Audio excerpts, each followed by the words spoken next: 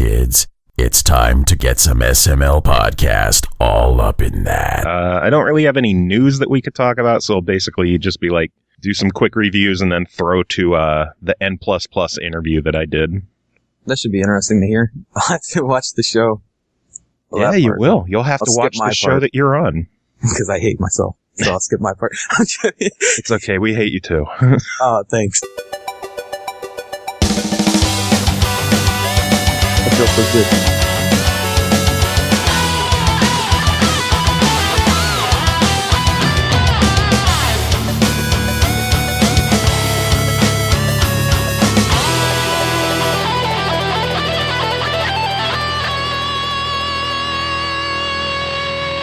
Oh my lord. I guess I should probably start this, huh? Probably. Oh, what's up, everyone? This is Joe. This is SML Podcast number 217. This is going to be a little quick one today before heading into an interview. No Chris, but instead I am joined by frequent contributor to the show, CJ Greenwood. CJ, how are you? I'm good, and I like that intro. How's it feel to be on the show now? You're not just writing stuff. You're actually talking on it. I feel incredible. This is definitely an honor. No, it's not. It's really not. Whatever. I actually feel bad for you because now I'm going to expect things of you. Oh God, no, don't do this. You're going to have to talk. I'm just going to have to leave this call. Yeah. So, let's kick things off with a bit of show news. Some people may have seen on our Facebook and on our Twitter, but we actually started up a GoFundMe for this show. A lot of people have been asking me if we are going to be covering any kind of VR technology or the PlayStation VR, stuff like that. And I figured, you know what? If people want this to happen, I can't do it by myself because those things are expensive. So I've put the call out to you, our audience, the people listening. I have created a GoFundMe to help this show afford a PlayStation VR. Our GoFundMe, you could find it at gofundme.com/ all caps, PSVR, the number 4 SML. So PSVR for SML. Pretty self-explanatory. I'm assuming you'll also put it in the description. So people of course, the link will be below whatever you're checking this out on. So wherever you see our usual links, it'll be there. And if you're having that hard of a time finding it, just check our Twitter because I pinned it. And I'm sure I'll be tweeting about it frequently. So far, we've only had 2 people chip in, but it just goes to show how dedicated our listeners in. We had an anonymous donation of $100 for our very first donation. Oh my God. And they wanted to remain anonymous, so they're no problem. I will keep them unknown and unnamed. I appreciate them. They know who they are. They know what they did, and I thank them from the bottom of my heart. And then, not to be outdone, friend of the show, No Pulse, has chipped in $125. Damn, No Pulse. Yeah. Swinging in hard. Yeah, pretty much. So, yeah, 2 people, and we are already 40% of the goal. If we break the goal somehow, if enough people chip in to make this happen, and we get extra on top of what we are requesting, any extra money will go to PSVR games. Anything if there's anything special that people want to hear reviews of, we're always open to it. So we'll do what we can. So basically you're saying that you're going to review the Xbox One Scorpio that's going to be $1,000 next year, right? No, Lord. I'm sure I'll be getting that myself. So. Oh, I want one. Yeah, me too. I can't wait for the wife to kill me when the price of that gets announced. I'm like, honey. Oh, I'm sure it's going to be expensive. The Scorpio's coming out. How much is it? $4,000. Fuck off. Oh my God, that would be ridiculous. I don't think it's going to be over $1,000. I really don't think they're going to do that. Look at the Steam machines. They release those for $700 or $800, and no one gives a shit about them because of the price. Really, I didn't even really recognize or realize when they came out. Yeah, they sell them in Walmart. They sell them in GameStop. They're like Alienware Steam machines, and they're just no one they just sit there collecting dust because they're so expensive. I literally have never seen one in a GameStop or Walmart. And I've been to them plenty. That's surprising. I got them in mine. So if my little podunk nowhere Wooksbear Walmart has their little Alienware Steam machines, like they're not the official like from Steam, they're from Alienware, but they're still like console-ish Steam boxes to play computer games on your TV. I'd rather just play it on my monitor. See, I'd rather be over on my couch instead of sitting on this uncomfortable computer chair. But what are you going to... I have to use my computer chair for both anyway, so... My Xbox is right next to my PC. I just turn, there I am. So you're like Chris in that respect. I don't know. Probably. He has his Xbox just hooked up to his computer monitor. Oh, no. I have both setups like so close to each other that I just turn the chair and there I am. Good times. But yeah, feel free to check out the GoFundMe and kick a couple of bucks our way if you have it to spare. And there's a handful of different rewards where we could give you a shout out on the show, or we could discuss a topic you want us to discuss, or you could even join us on the show. Holy shit, did I donate $50? I wish. Oh. you owe us. This is your... Oh, God. I don't have that much money for months. What are you fucked up now, son. You fucked up. God. But anyway, like I said, we have an N++ interview coming later in the show. But before that, we still have a handful of games that we need to get through from this crazy, crazy hectic week. And CJ, you actually reviewed 2 of them for us this week, didn't you? I did. You did. So let us start off with the game Shiny, developed by Garage 227, published by 1C Company. It released August 31st on Steam for $12.99. The Xbox One version has been delayed to October, unfortunately. CJ, what did you think of this one? It was actually pretty interesting. It's a 2D platformer. It kind of actually reminded me of a PlayStation 2 game in the way the cutscenes looked.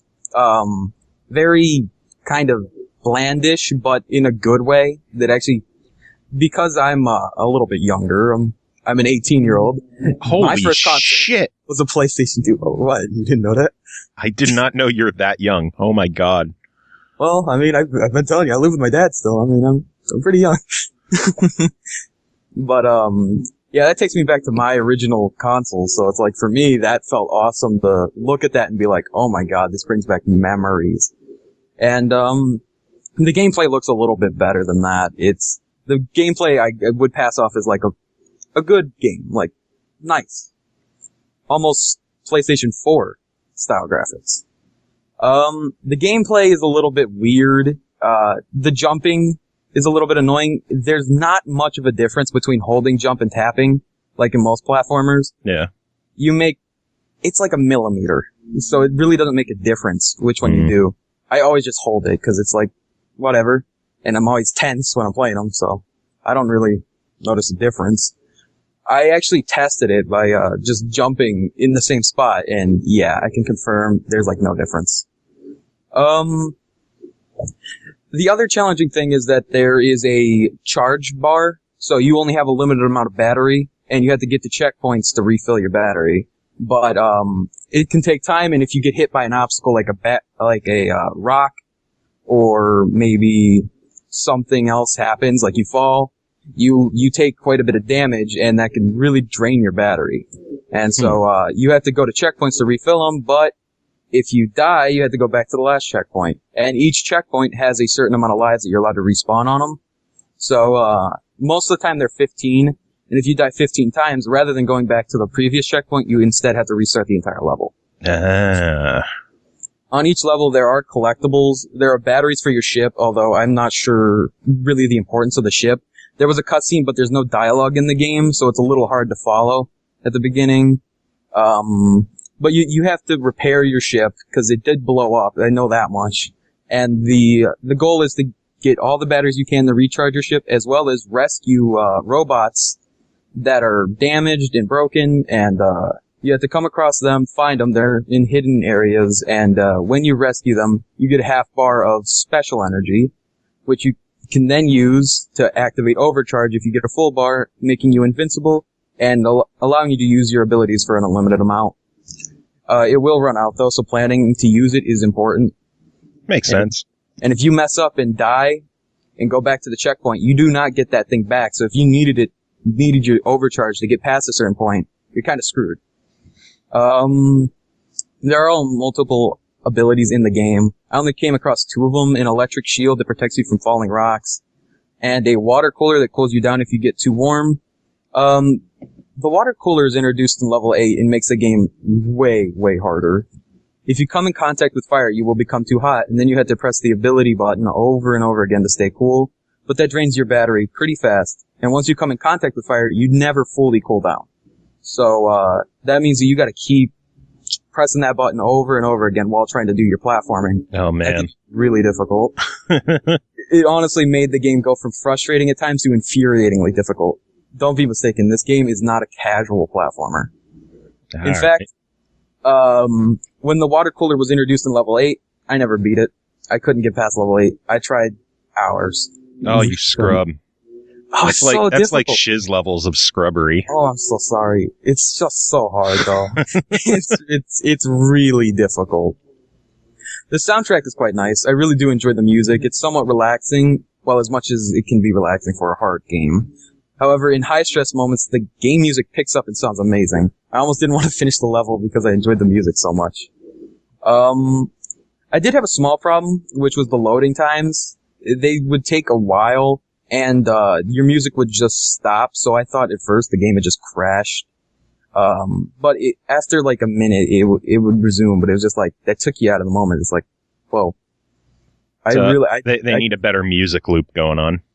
Something like that, or make the load times a little bit faster. Overall, I like the game despite it being very hard, but I doubt I'll ever try to beat level 8 again. I'd say try it if you're good at platformers and enjoy a challenge.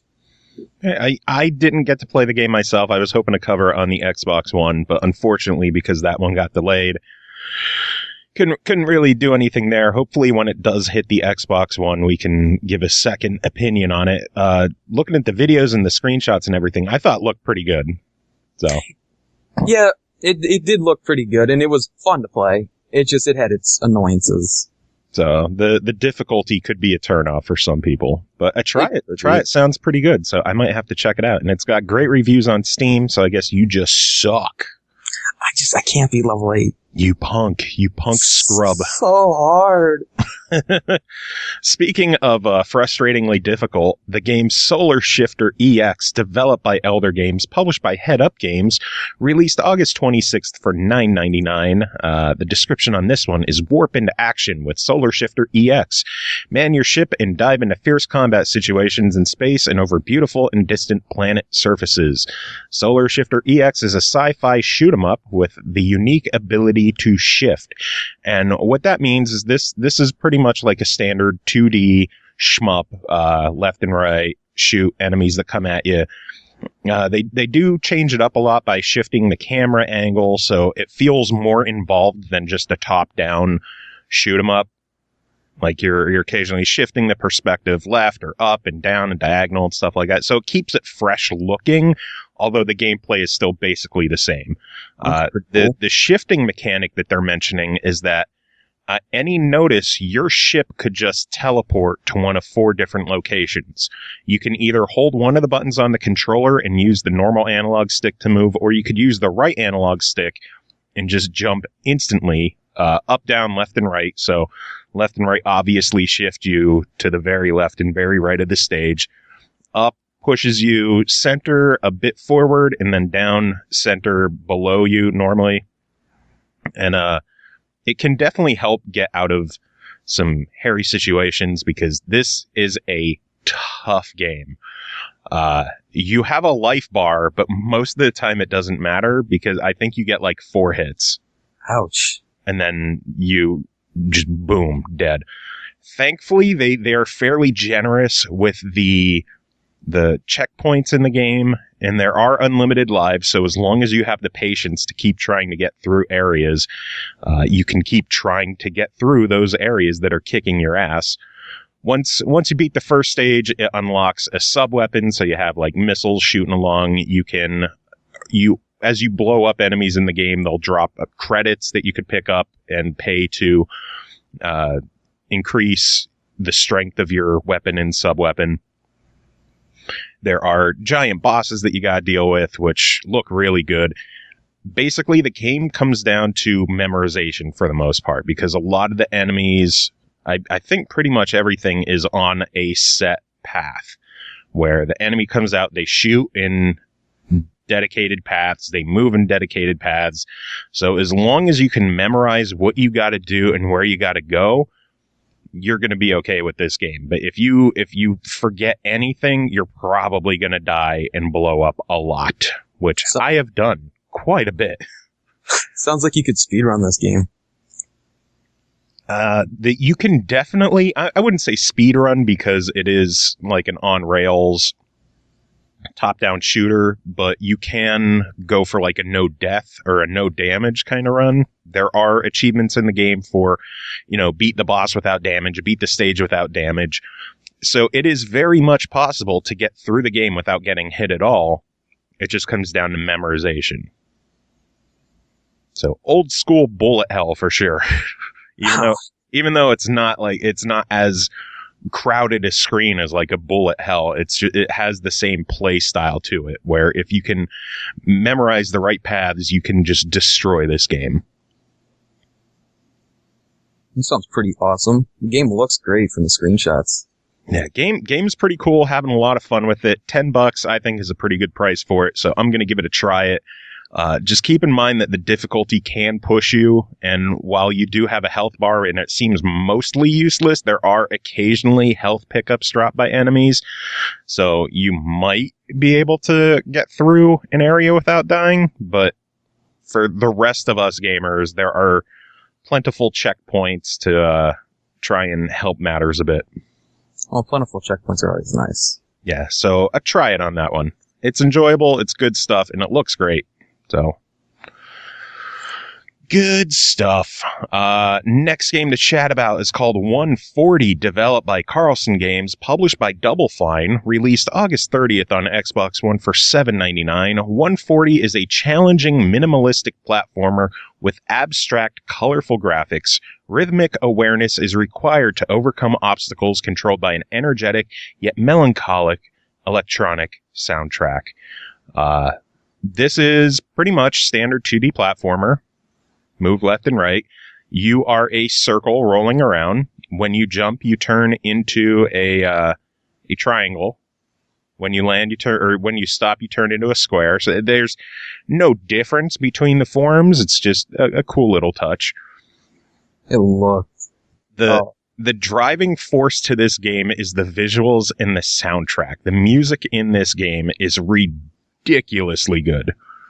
Yeah, I heard some of it and I was in love. Like, I want this game. It is really good. My biggest gripe is that it is short. There are 3 stages, like 3 main stages in the game. Each stage has like 5 or 6 different sections, as well as a quote unquote boss battle. You don't really have attacks or anything, so it basically comes down to like dodging things or just staying alive to quote unquote beat the bosses. But after you beat the 3 stages, it unlocks a mirror mode, which is like a hard mode where you got to beat them in a mirrored layout and no checkpoints. That sounds difficult. Yeah, the first time you go through some of the stages, there's a lot of trial and error and stuff, which it's not too bad because in normal, the checkpoints are, there's plenty of them. You're not going to be like, oh my god, I just got through that area and I fucked up and now I'm going to have to redo that whole thing again. No, you're just, as soon as you get through it, you'll see a checkpoint. Don't worry. Oh, that's nice. I watched Shiz play some and yeah, the checkpoints were everywhere. Yeah, literally every jump, it felt like there's a checkpoint in the normal mode. In hard mode, no checkpoints. So I was watching another friend of the show, Memories of Final, play it, and he would get to like the last checkpoint, and or not checkpoint, but like the last section where normally there would be a checkpoint and something would kill him and he'd be like, oh, I gotta go all the way back. That sounds brutal. Yeah, so hard mode is definitely hard mode in this game. The biggest thing with this is the visuals, the soundtrack, you know, the background of the stages is like kind of like an equalizer with bars jumping up and down and flashing colors, and it's just a really, really cool looking game. It's not going to blow people's minds with the intensity of the graphic. Like, it's not hyper realistic looking, but it's just a really good audio visual experience overall to just take it all in and just like drink it in, man. I love games like that where you play to the music. It's such a cool feature. Yeah, and there's a lot of games where you have to play to the music, but this is different in that the stage kind of plays itself to the music. Like, a lot of the jumps and traps and platforms are timed to the music. So while you don't have to, you don't have to jump on beat or move on beat like some games, you have to react to the beat as well, and usually a little before, so you can, plan everything properly. It just boggles my mind that developers can get that deep into doing that. It's so awesome. Sick. It is so cool. It's such a cool experience. My only real gripes with it are the length, which for an $8 game, I guess you can't complain too much because it's not like a $15 game that they're boasting it's this massive thing. So 3 stages, the reverse stages, so it's 6. I mean, the stages aren't short. They're long enough to keep you coming back and to try and learn them so you can master them for the mirror mode. There are no, like, if you get halfway through and you're like, I can't figure this out, I'll come back later, there's no permanent checkpoints. Like, if you quit out, you're starting over. Oh, like the whole game, not just the level? Well, that level you'll have to start. Oh, okay, that's better. But like, if you hit the 4th checkpoint in level 2 and you come back, when you restart the game, you're going to have to start over from level 2, the beginning. All right, yeah, okay, I can see that. And there's no pausing in the game either. Well, at least with the checkpoints on normal, it's like no pausing, but you can just kind of sit there, and if you die, whatever, just go back. On hard, I'm sure that's not great to take a break.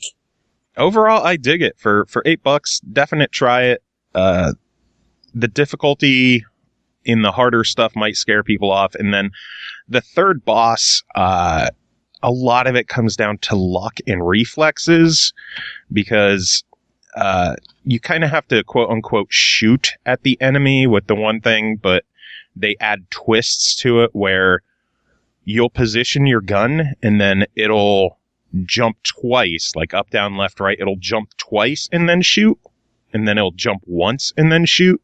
So you have to make sure you're positioned right so that when it jumps the twice, it hits the proper target. Otherwise you die. And then the step after that is not only does your gun rotate on you, but so do the enemies. Oh, God. So it felt like that was coming down more to luck than just, like, I don't know how people are going to beat that on hard difficulty without fucking up, but I'm sure people out there will do it because I'm old and I don't have skills anymore. I'm sure somebody has done it. I'm waiting for Jakes, who writes into the show, showing off all his insane accomplishments in the game, like beating Binaries in under 6 hours. Wow, I haven't seen any of that game, but from what I've heard, that's brutal. You didn't watch Shiz play that? I did not. I wasn't actually able to show up that night. I was really sad, too, because they dropped a crap ton of codes. Oh, he's so bad. He is so bad. And 140 is actually on Steam. Normal price is $5. I'll just point that out there for the Steam gamers. So that's even better. There you go. 5. So yeah, 140. Try it. Good stuff. Sounds great.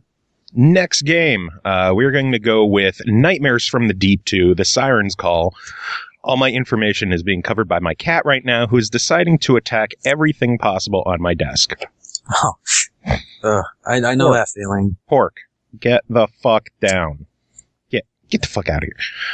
Developed and published by the good people at Artifex Mundi, released August 26th on the Xbox One for $9.99. Answer the Siren's call and defeat the cruel Mayor Murray and his pet sea monster, the Kraken, in Nightmares from the Deep 2, the Siren's Call. Our friend Uneaten Lake wrote in with this one, and CJ, you are going to attempt to read it.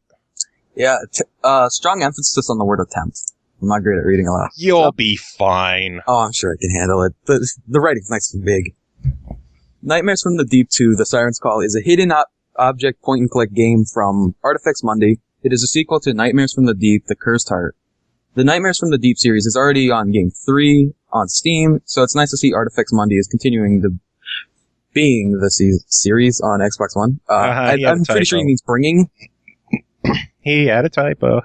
Yeah, he did. You play as Sarah Black, a museum curator who seems to find herself mixed up in curses revolving around Davy Jones. We find out that after the first game that she's now an author who's written a book about the adventure she had with Captain Remington from the first game. The game takes place 1 year after the events of Nightmares from the Deep, The Cursed Heart. This time, instead of trying to rescue your daughter, you find yourself in a situation where you're trying to save the island town of Kingsmouth from Mayor Murray. We come to find out that Mayor Murray and the people of Kingsmouth have been cursed by Davy Jones. It's up to you to solve puzzles to break the curse and save the town. I don't want to get too into the story other than what I've said. I've enjoyed the story, the dialogue, and the music in the game. The cutscenes are a bit better graphically than Nightmares from the Deep game. Than the first. Yeah, I'm pretty sure that's what he means again. Well, he has that there. You just missed it. The first. Oh, shit. See, I told you I'm bad at reading. Sorry. Forgive me, Uneaten Lake. I believe that there are a few new types of puzzles as well. Some puzzles will leave achievement hunters frustrated simply because you can't spam the A button over and over again just to finish the puzzle, or the hidden object puzzle like you could in the first game. Also, new to the Nightmares from the Deep series is the ability to teleport to places you've already been. Oh, in the thank first God. game, you had to navigate forward and backwards to transverse the game. Now, if you pick up a clue that needs to be used 5 screens back, you can pull up the map and click on where you want to go. The teleportation in this game makes it a lot easier to play. The hidden object puzzles can be skipped in favor of mahjong puzzles. I totally forgot about this during my first playthrough, or my playthrough of the first game, and ended up playing mahjong for the majority of the game, of playing this game. There are 44 collectibles to find, and if you're an achievement hunter, 19 octopus, 18 parrots, and 7 seahorses. Some of these items you will find without trying. The rest, though, you may need a walkthrough to find if you either sit far away from the TV or have a small TV. The game was originally released on PC, so it's a little understandable how hidden some of the collectibles are. If you've ever played and enjoyed the other point-and-click hidden object games from Artifex Mundi, you're going to enjoy this one as well. This game seemed to flow a little faster than the first game. I can't wait to play the third and see what other trouble Sarah Black gets into with Davy Jones. I would give this game a buy it, but only after playing the first Nightmares from the Deep. Holy shit, that was so hard to get through. I'm so bad at reading. You had a couple stumbles, but for the most part, not bad. Oh, it was my nightmare back when I was in school. I was like, oh god, I had to read aloud. Were you the kid that when the teacher picked on you to read something, you're like, fuck me? Yeah, pretty much. I was just like, I'm sick. Can the next person read? And cool enough, we actually got an email from Joe Carter, one of the people who won a copy of Nightmares from the Deep 2 from us last week on the show. We gave her the code, and I told her to let us know how much she enjoyed this one, since she enjoys the series. And she said, I thought it was an awesome continuation of the series, a lot smoother than the predecessor. The puzzles made contextual sense. Pleasure to play. Good story. Thank you again. So, Joe, I am glad you liked the game. And thanks again to Artifex Mundi for being so awesome to us with their games on the Xbox One. Yeah, they're a pretty cool company. I think I hear that static Shiz was talking about. It'll probably go away now or in a second. Is your headset borked or something? It's a little weird. I'm not sure what causes it, but it goes away after a second or so. It sounds like the noise room, like when you're not talking, it seems to, like the microphone's trying to pick up something. Oh. I don't know. Is it bad? Or is it? I'm sure I can noise reduce that shit. All right. Cool. Then again, our show is not known for its technical prowess. Well, neither am I. So. Next game, we mentioned it briefly before. Binaries, developed by Ant Workshop, published by Shatter. It released August 30th on Xbox One and PS4 for $9.99. Test your reflexes and awareness as you simultaneously guide 2 lovable balls through over 100 brightly colored challenges in a controller-smashingly tough platformer. If you did not listen to our interview with Tony Goland of Ant Workshop, you should go back and do that because he is a wonderful guy, fun to talk with, and we had a nice hour-long chat, and this game is controller-smashingly difficult for sure. There are 101 stages, and in each stage, you are using the analog stick to move and the A button to jump, where your analog stick and the A button control 2 balls at the same time. That looks across multiple paths. I'm looking at the screenshots on Steam, and that looks difficult. I compared it to if you've watched people do speedruns of like playing Mega Man X1 and X2 at the same time on different TVs and consoles, but with one single controller. It's like that, but the game actively hates you. What? Yeah. Because you have to pay attention. Like, many of the courses are split up into 2 separate sections, where the orange ball has its own path and the blue ball has its own path, and they'll each have unique obstacles, so you have to jump properly to navigate those obstacles with both balls, even though it might not be there for one of them, or the obstacle might be shifted enough for the other one that if you jump wrong, you'll die with one ball but not the other. And then I'm assuming you have to get both. Oh yeah, you got to get both balls to the end of the level. Ouch. And then there's plenty of stages where instead of having 2 separate paths, it's all just one big stage. And, areas will be split up. It's, some sections of the level will be orange, where if there's spikes there, the orange ball will die, but the blue one won't. Well, that's pretty unique. So it's tough. It's so simple to pick up and play, but it's difficult. It is not an easy game, and yet Jake's 123, who has won a handful of difficult games from us in the past, beat the game 1,000 out of 1,000 achievement points in under 6 hours. He's just like, nah, it's easy. He shared the picture on Twitter, and Tony was tagged in it, and even he was like, how? Like, how did you do? What is wrong with you? How are you this goddamn good at the game? Sounds like he's some sort of prodigy when it comes to platformers. He's nuts. He's beaten so many games that we've given out on this show, like Jump Jet Rex, Phoenix Furia. He just makes these difficult games his bitch. And I don't understand it. That's illogical. It is insane. But yeah, Binaries, I don't want to go too into it because we did devote an entire interview to it. So go listen to that episode instead. Instead, I just want to say that this is a hearty try it. The difficulty will turn a lot of people off, so it is not for everyone. So if you rage at super difficult games, you're going to want to skip this. For everyone else, it is absolutely worth the $10. Oh, I think I'll check that one out. I hate my life already, so why not make it a little more rage-filled? And if need be, go watch Shiz Blacka play it and laugh at how bad he is. That always makes me feel better after a long day. Every time that you feel bad about what kind of a gamer you are, you could just go watch Shiz Blacka play anything. It's just like, wow, compared to this dude, I could do anything. He was playing Hue last night, which we covered on this show before. And like, he beat the game, and then he went back through some of the stages to get collectibles, and it's like puzzles that he solved a half hour prior he still couldn't figure out. It's like, you just did this. And the rage he was building up at the game just because bad mistakes. Oh, it was magical.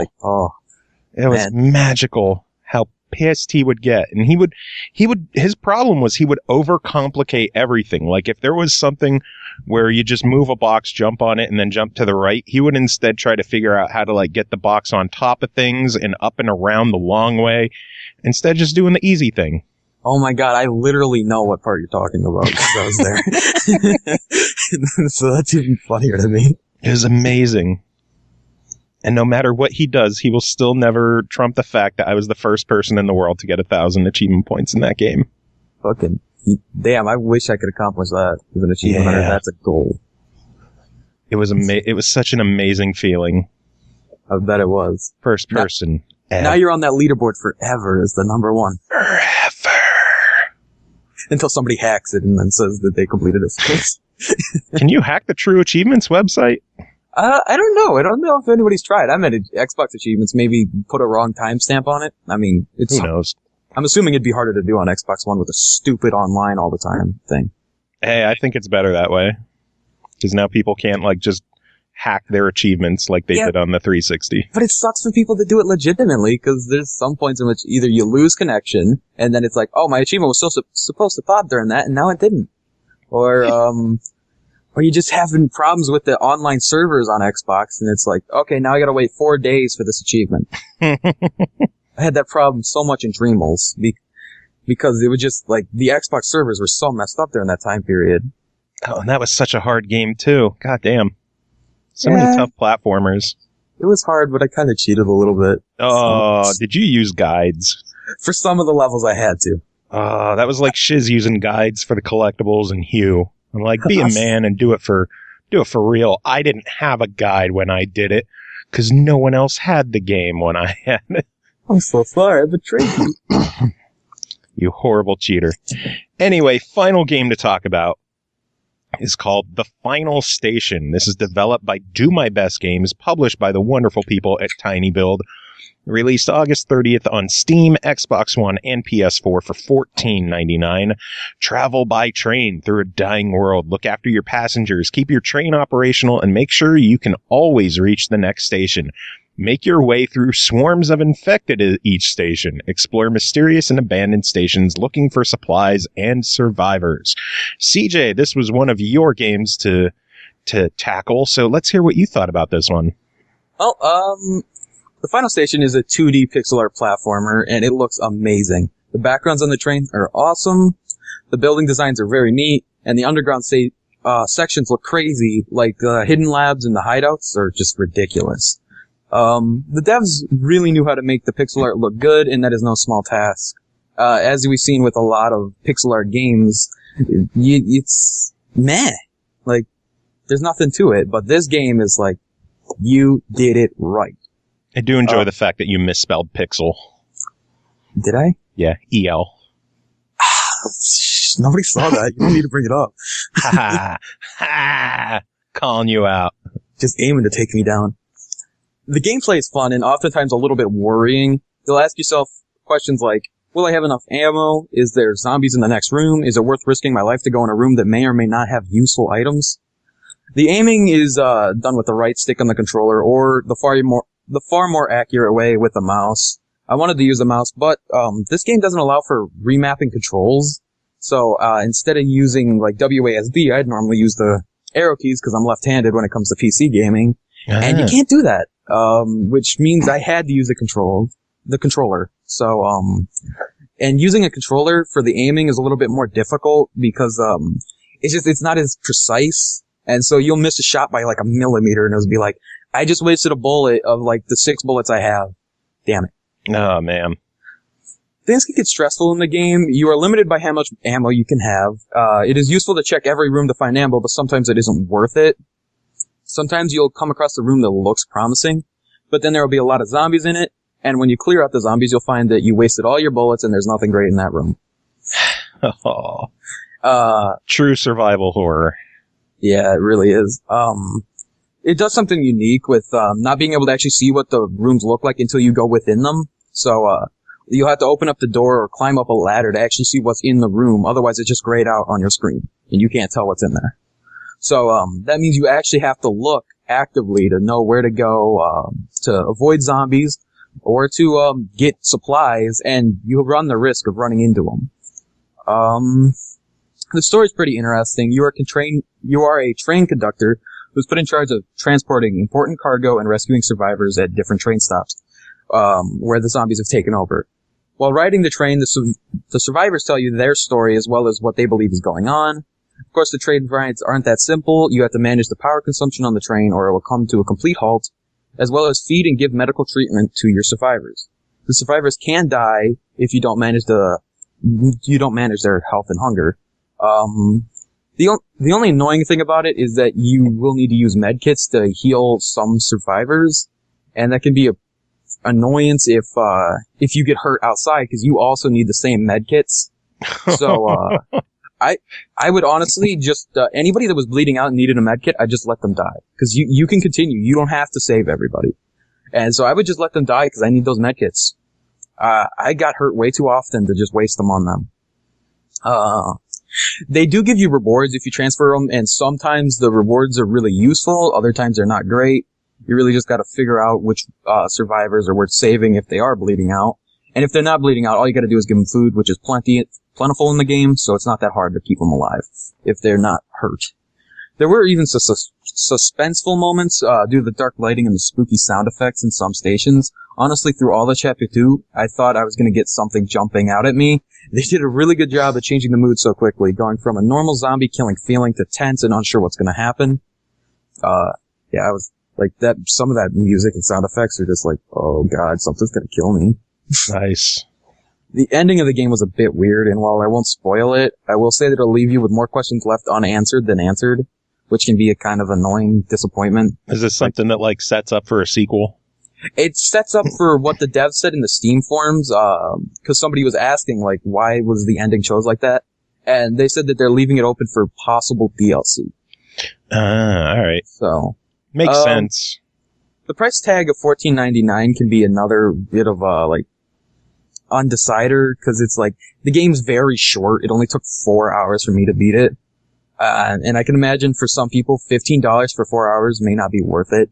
If they have a low income, and they want a game that they can play for a while, this one probably isn't the one to choose. Yeah. Makes sense. Overall, the game was enjoyable, a little challenging due to the low weapon ammo, and beautiful to look at. I'd say try it simply because the price tag is a bit too heavy for what this game offers. But, if you're looking for a fun little game, this is a good one. I enjoyed it a lot. I loved how unique the game was, because you covered it on Steam. I covered the Xbox One version, kind of like a second opinion.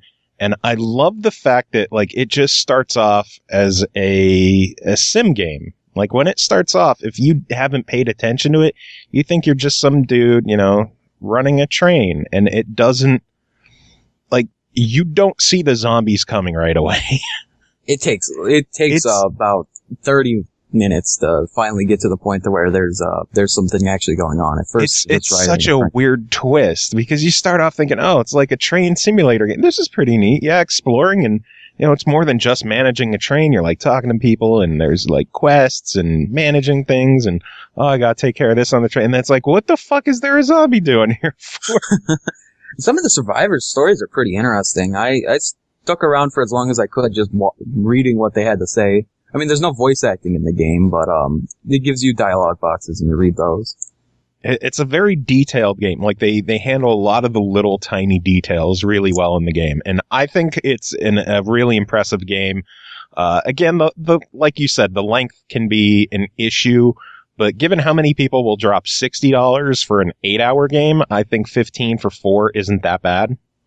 Especially because it is a good 4 hours. It is. It's an enjoyable time. But yeah, I can definitely agree with the try-up for what you claim, and I think it's a solid game either way. So it is. It's fun. So yeah, how was your first time joining the show as a co-host? A little bit nerve-wracking, especially not being able to read. I'm terrible at making you handle words and shit. Dude, I stumbled so much on Uneaten Lake's I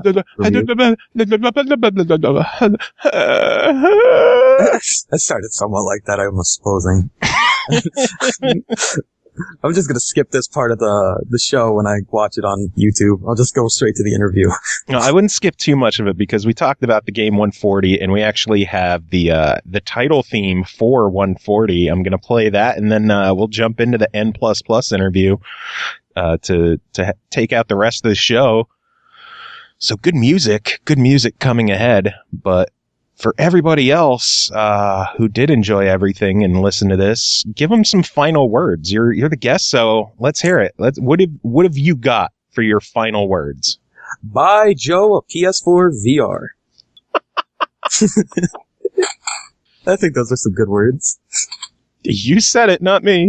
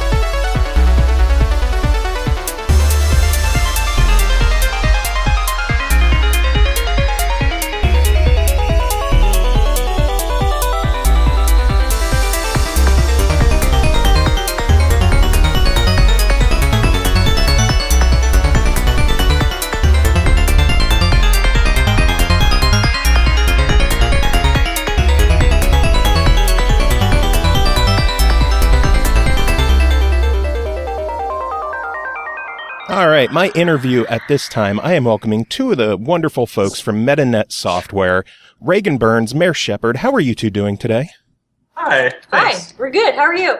I am doing fine. It's a little toasty. My wife came home from work and decided to turn the air conditioner off for some reason, but aside from that, doing pretty good. Nice. You're North Carolina? Oh, Toronto. Who am I thinking in North Carolina then? What is wrong with me? I don't know. No, actually, yeah. Man, I am talking to way too many people on this show. So, Canada. How's Canada doing? Pretty good. Yeah. It's still hot. Maybe a bit too hot, but... Yeah, Toronto gets really humid, so we're kind of dealing with that at the moment. But, you know, at the same time, it's better than the 8 months of the year that are winter here, so... I hear that. I'm in Pennsylvania, so we either get stupidly frigid cold or, like, nut-sweatingly hot summer. Yeah. Yeah, that's our weather system, too. It sucks. I don't know how anyone settled this continent. It's like... Yeah, I agree. What the hell were they thinking? Especially before air conditioning. Man, and to think, like... common air conditioners are still more of a modern thing. Like, I'm trying to think back to when I was a kid. All I had was a fan. Yeah. Like, yeah. how did I sleep at night? Yeah. I mean, I've heard that you can get used to it, because, I mean, obviously large parts of the world that are really hot still don't have a lot of air conditioning, but I don't know. First world problems. Yep. World problems. So, Metanet Software, you are the wonderful folks behind N+, and N++, correct? Yeah. So my first question is, do you realize there are other letters in the alphabet? Actually, once we had an idea that following N, we would make a pirate game called R. That never happened, though. No. Why? Why Well, didn't that no. happen? Yeah, we might get back to it. Who knows?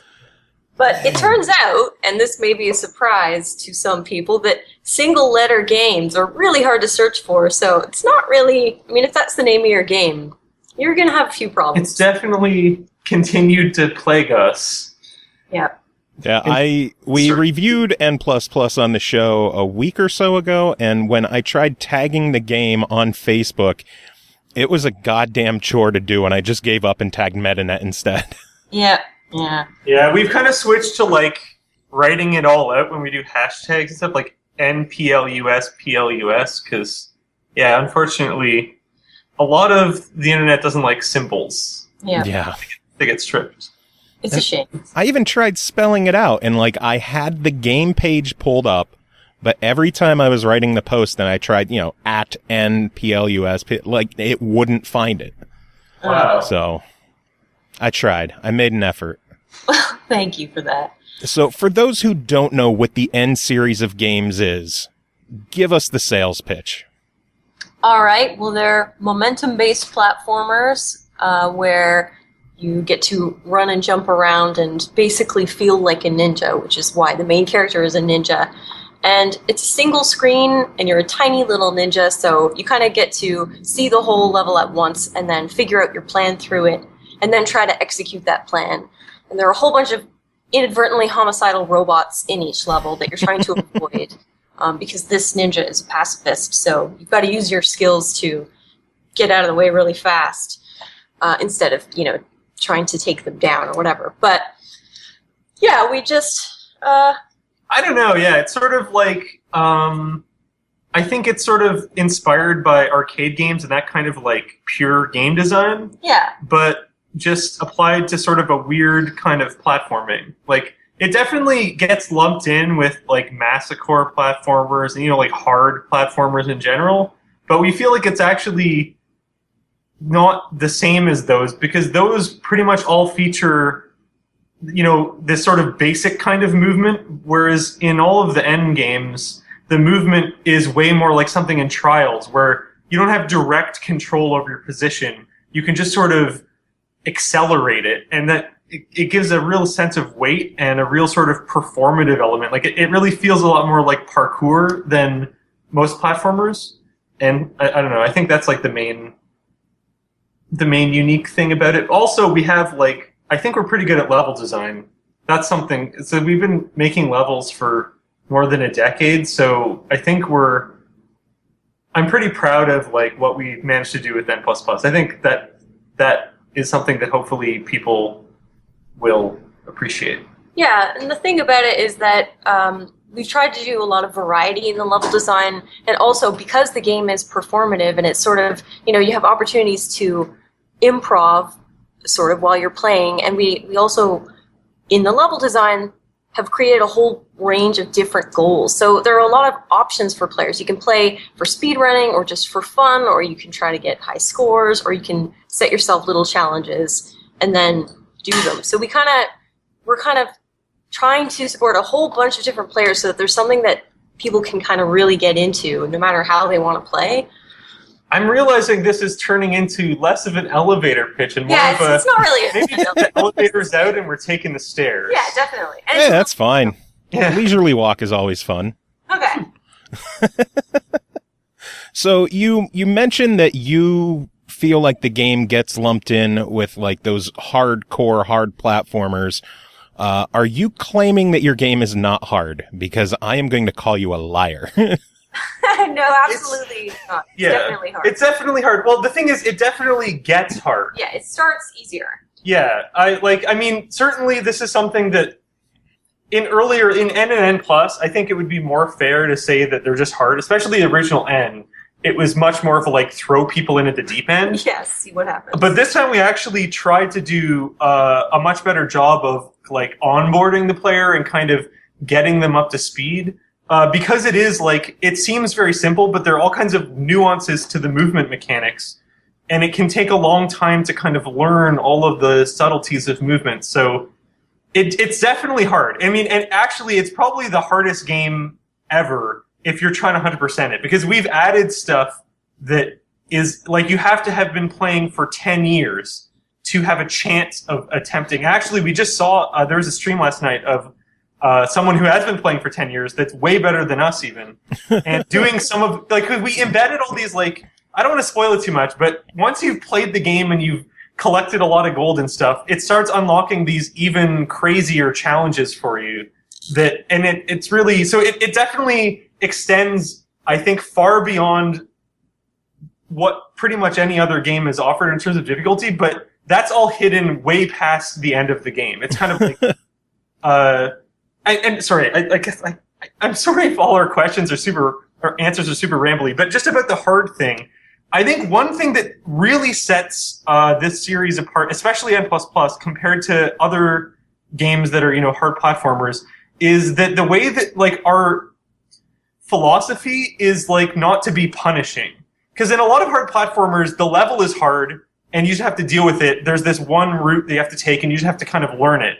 But something we really tried to do a lot of in N++ is make it so that the difficulty is opt-in, so that it's actually pretty trivial to just beat the level. Some of the, like, obviously, near the end of the game, it ramps up, and it's still really hard, but it's much easier if you don't try to get all the gold. If you just are just playing to beat the level and move to the next level, it's actually moderately challenging for most of the game. If you're trying to get all the gold, then it gets a bit crazy. Or at least then the difficulty spikes are extremely dramatic.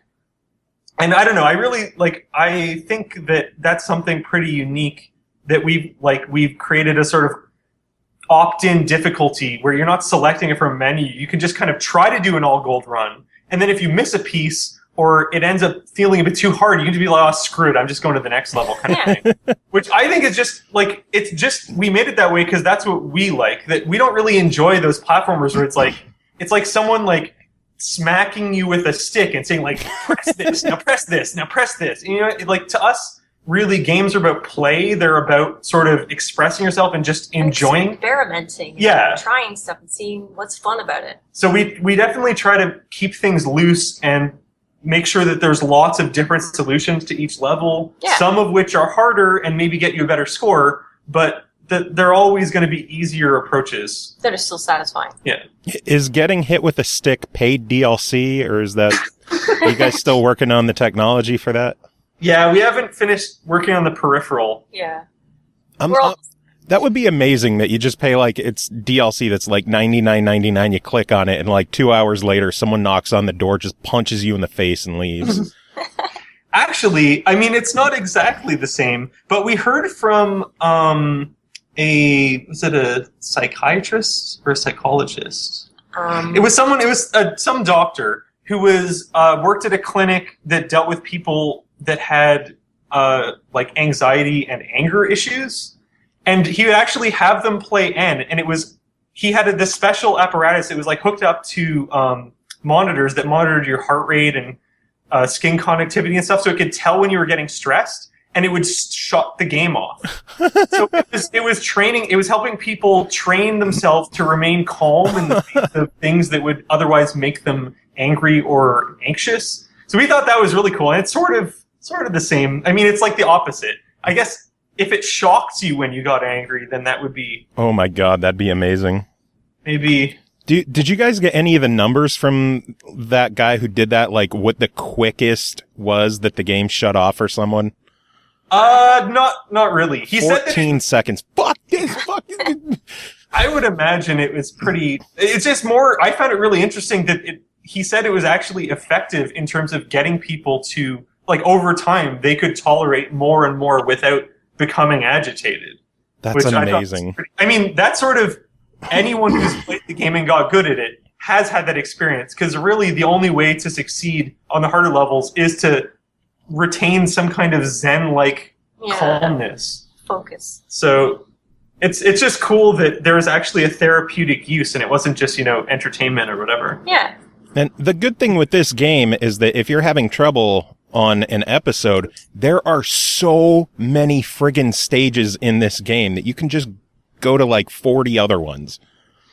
That's definitely something we did intentionally, because like you said, it's just not fun when you get stuck in a game. And a lot of games, give you like one or two routes, but this, like, because it can be so challenging, you always have 20 options. There's more if you want to try a different set of levels, but in each set you have 20 options. So we thought that was pretty fair. I mean, also if you're stuck, you can just watch the high score replays to see how someone else beat it. And then cry knowing you'll never be that good. I guess that is a problem. You can actually, no, because you can look at scores. No, that's true. Well, if you have friends that have beaten it, maybe they might not be so good. Yeah. That is certainly a problem we've had with the high scores, is that, like, over time, that aspect becomes less useful for beginners, but alas. Do you have a way to, can you only watch the top run, or could you like pick, like the 40th from the bottom and just try to beat that one? In order to simplify the UI, we kind of restricted it so that it shows the top 20, but it will also show, like, there's 3 views. There's your friends, global top 20, and global scores around yours.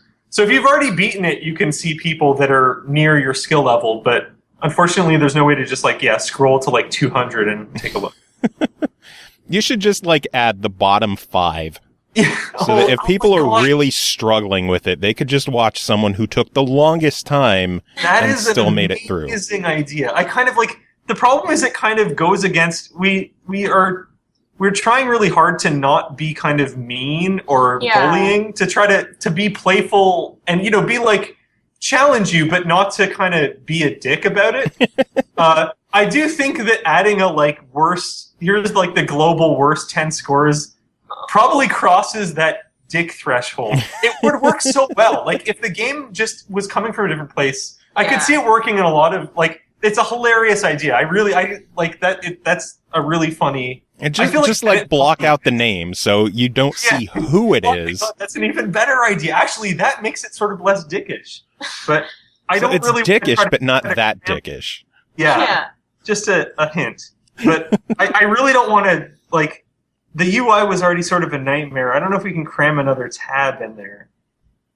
It's certainly... I believe in you. You can do it. That's actually... maybe that's something we consider, as a special feature. We can just data mine, and we can pull out the replays, and then just make sort of a video for everyone of, world's worst N++ runs. We can... We'll workshop it. Yeah. All right. That's fantastic. I love giving ideas on this show, and it's even better when for some reason they're decent. Yeah. So how many stages are there in the game total? I know it's something absurd, like 600, something like that. Well, the main solo single-player campaign is 600 levels. I don't want to spoil it, but there's 120 other levels that you might be able to find if you're really good. Good Lord. That are hidden. But the main thing is 600 levels. The tutorial is 125 levels. And then there's another 600 levels of like a best of N and N plus levels that we kind of digitally remastered to work in the new aspect ratio, and we added some of the new enemies and stuff. But yeah, the main campaign is about 600 levels. And like including all the multiplayer and stuff, it's 2,360 levels, I think. Jesus Christ. But it's actually, what's nuts is that that's only about half of the levels that we've made. It's just that we didn't have time, like half of the time spent in, you make the levels, but then there's a lot of editing and polish and arranging. So we didn't have time to do that for all the levels. So we just released half of what we had, and we're still working on the rest of them to kind of do updates and release more content over time. Good God. Will those be free updates or DLC, or what's the plan with those? Right now we're planning on it being free. We're like, Still figuring it out. Yeah, the updates are mostly going to be free, but we're trying to figure out if there's some kind of paid thing that we can think of that works. But in general, we're leaning towards free. $99.99 to have like an Uber driver stop over someone's house and punch him in the face. That's a partnership right there. That's how you make your money. Maybe. I don't know if Uber for punching is really ready. I don't think that's mainstream Yeah, yet. they're still on kittens and puppies and things, aren't they? There was a like Uber Kittens Day recently in Toronto where My God. you drive around with kittens and you could have them come to your office or your school or whatever. Sounded pretty great. But maybe punching in the face is the next natural thing. Yeah. Well, It's like the opposite of kittens. Yeah. If anybody in the Wilkes-Barre, Scranton, Pennsylvania area needs kittens to hold and play with, I've got 8 cats at my house, so come on by. Wow. That sounds pretty cute. Yeah, my wife and I have a problem.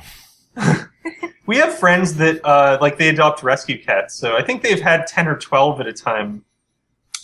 So we were doing good with like 5. Actually, we were good with 4, but then we found a stray who was like laying in the middle of the road. Oh. So we can't just leave a kitten sleeping in the middle of the road. So we took that one in.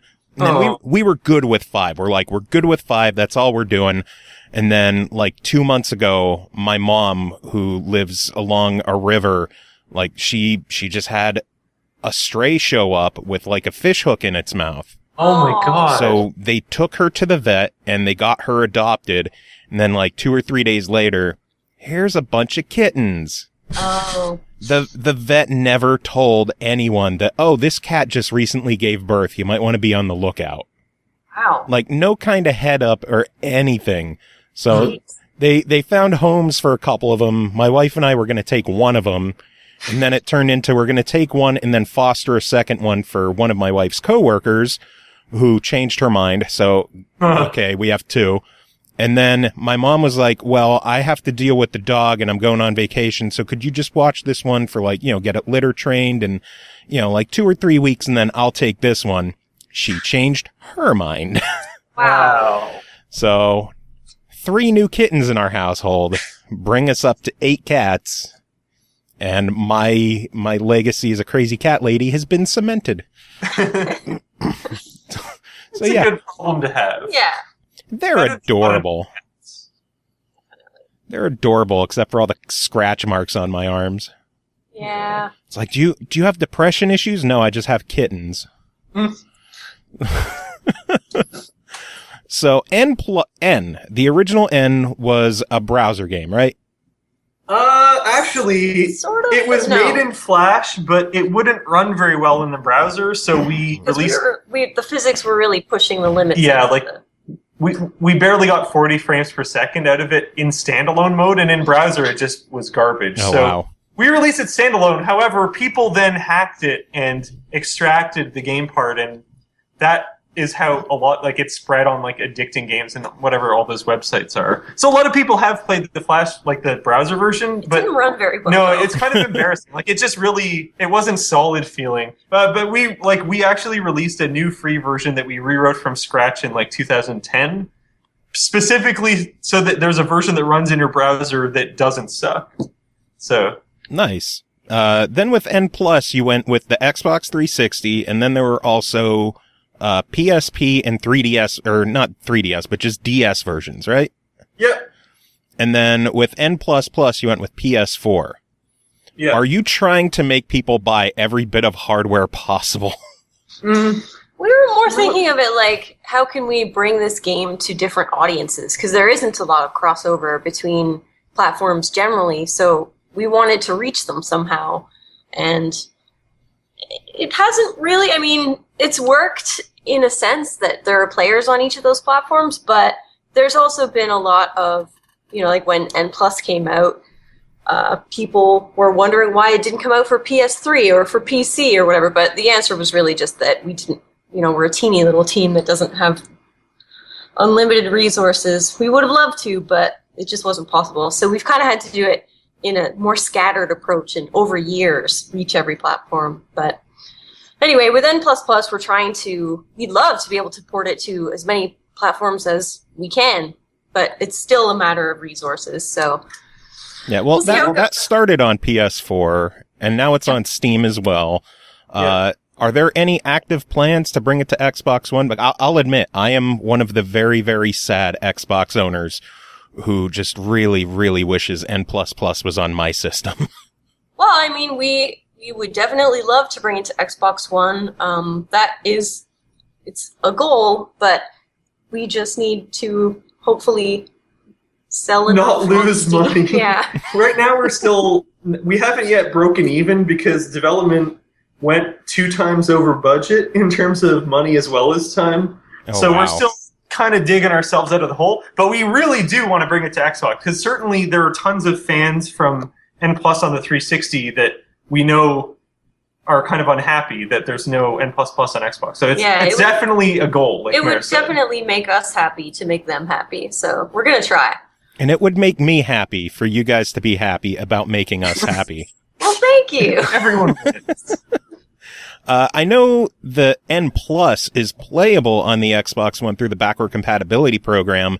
Have you guys seen a bump in sales at all when that first became part of the backward compatible program? Not really. I think it may have simply been disguised by the fact that they sunsetted the 360.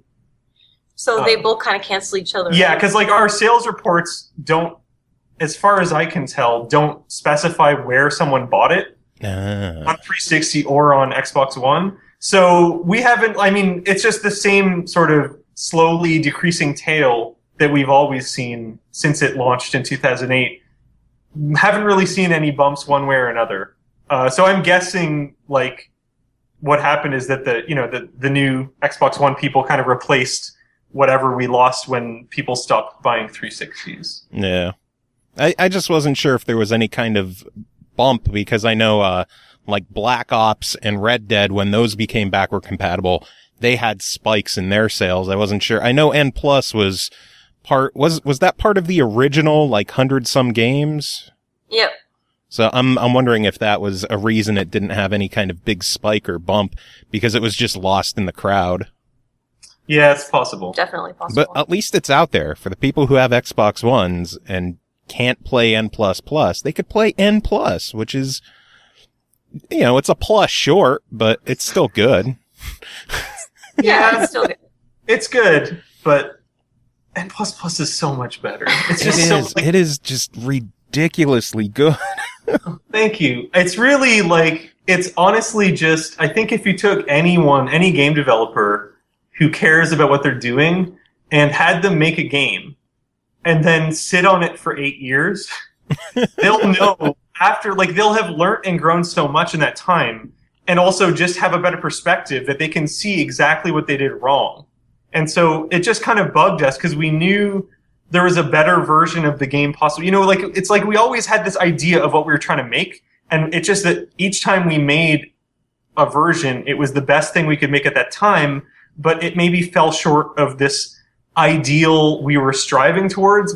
This time, I mean, nothing's perfect, but we got as close to the asymptote as we could. Like this, it's definitely diminishing returns. And when something's like 99.9% perfect, getting it to 99.99% is often like it's better to just be satisfied with 99.9. And this is something we tried to build into the game itself, because there's so many challenges and some of the gold is so hard. It's really more the experience of like coming up to your limits and overcoming them, but then at a certain point having to admit that you're not omnipotent. You can't do everything, and you have to kind of be comfortable with who you are and what you can do. So you could say that the game kind of mirrors development of the game, too. Yeah.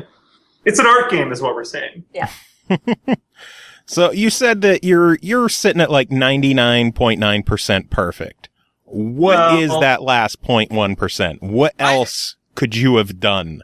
I would say 99% perfect. I mean, there's just obvious stuff, like everyone wants online multiplayer, which we just, like, we had to make a choice, global level sharing cross-platform or online multiplayer, and we felt like that's such a core part of what N is for so many fans. The level sharing? Yeah, the level sharing aspect. We just felt like that it's such a big part of the game, we think. And I mean, it's also part of like how we design the game is just so it's like Mario Maker, actually. You know, it's like in Mario, you couldn't just put any object anywhere before. It would break. But with Mario Maker, they sort of made it really robust. And so from the start, we always try to make our engine really robust so that you could put sort of any object anywhere. And that's an important thing when you're trying to give the public at large the level editor. So, I don't know, this is a very long way of saying online multiplayer would have been great, but it had to be cut, unfortunately. So that's definitely, I'd say 99%. I don't think we're at 0.9, but... And obviously there are still a few little bugs and things like that. Yeah, Fixing, we certainly have... Oh, that's unacceptable. We've got a long list of things we would like to do, and it's just sort of a matter of what can we afford to do, both in terms of time and money. Yeah. Is online multiplayer something that's still being considered, or is that kind of written off for N++? It's being considered. It's very expensive. Yeah, it's kind of like if somehow our launch had like gone gangbusters, then if we ever like make Meat Boy money, it will definitely have online multiplayer. Like that's for sure that will happen. But at the moment, unfortunately, it's like people just don't really realize how expensive and how long it's just how much effort goes into it to like that one little feature that to them it's just a little bullet point, but that's like probably an entire year of someone's life, if not several people's lives. In terms of programmers, designers, and Yeah. stuff. I mean, clearly it's just a line of code that's like online toggle on. I've seen that comment. It's like, why don't you just enable multiplayer in Unity? You know, just click it's multiplayer button. It's definitely a bit. It's that easy. Yeah. Click a button and it's done. So why did you not click that button? Well, first of all, it's not made in Unity, so it's a lot harder. Oh, son of a bitch. You gotta make the button first, and that's a big job. But yeah, it was really just like, in terms of how much resources it was going to take, the global level sharing and the online multiplayer both, when we were planning it, seemed like they would take the same amount of time and money.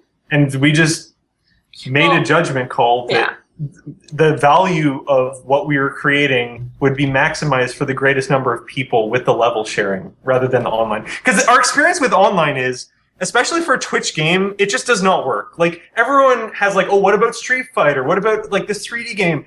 Nothing like a side view 2D platformer where you have perfect vision of exactly where you are and you can see any, like, it's just... And there's no animations, anything is hidden behind. Yeah, there's no way to hide latency in the game, and it's just people don't really understand that it just really does not, you can't get it perfect, and we wanted this game to be solid. We didn't want to add something to the game that wasn't as good as all the rest of the stuff we put in, and so to do it right is just, it's like that's a fantastically hard engineering problem, and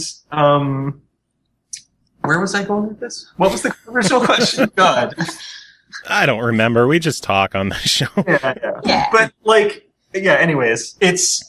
Oh, yeah, I remember. So it's like, so not only is it this huge, incredibly hard problem, it's also, especially for indie games, especially for like games like ours that aren't super mainstream, it's like 1 or 2 months after the game launches, it's a ghost town. No one's using the online multiplayer, so it's essentially, from the point of view of everyone who has bought the game, a waste. And whereas with the level sharing, once you make a level, everyone else in the world can play it forever, which we thought is just obviously a bigger win. Yeah. And also, we just love our community. Like, we really are inspired when we see the stuff that gets made, just because they come from so many different angles. They've developed so many ideas that we never even thought of. Oh yeah, it's amazing. It's like we really get a lot out of the level sharing too, just in terms of how satisfying it is to see people engage with it like that.